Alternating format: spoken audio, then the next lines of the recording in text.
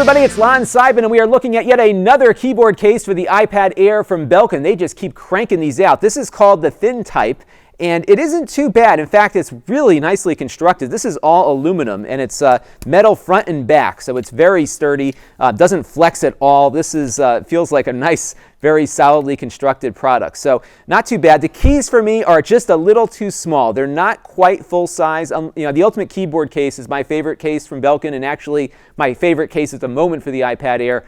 This doesn't quite get there in keyboard size. I also had a little bit of an issue with the spacebar because for me, again, I'm a touch typer. I've been touch typing since I was a kid.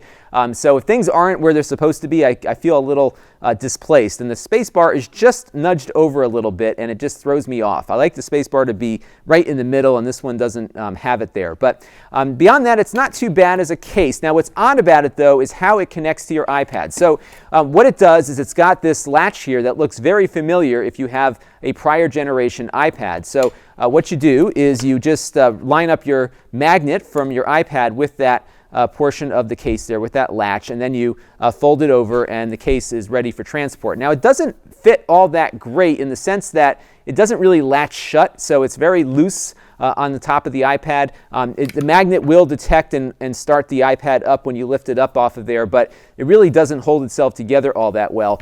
So that could be either a feature or a bug, depending on what your perspective is on this stuff. I do like the fact that I can take it off very easily and choose when to have the case with me or not. There's not a lot to disassemble to get it out. But what's really odd about this design, though, is that when you do want to move it into using it as a keyboard, you have to detach it and then insert it into the little groove here, and it'll turn itself on when you do that. There's basically a little mechanical switch here that when the iPad is inserted will turn it on, and then when that switch is no longer detected, it will shut the keyboard off. So that is the thin type keyboard from Belkin. I wish the keys were just a little bit bigger. I would be much, much happier with it, but I do like the fact that it's very sturdy. Just feels a little disjointed as a case, but for something where you're only going to use a keyboard every once in a while, this might be something worth taking a look at. This is Lon.TV. Thanks for watching.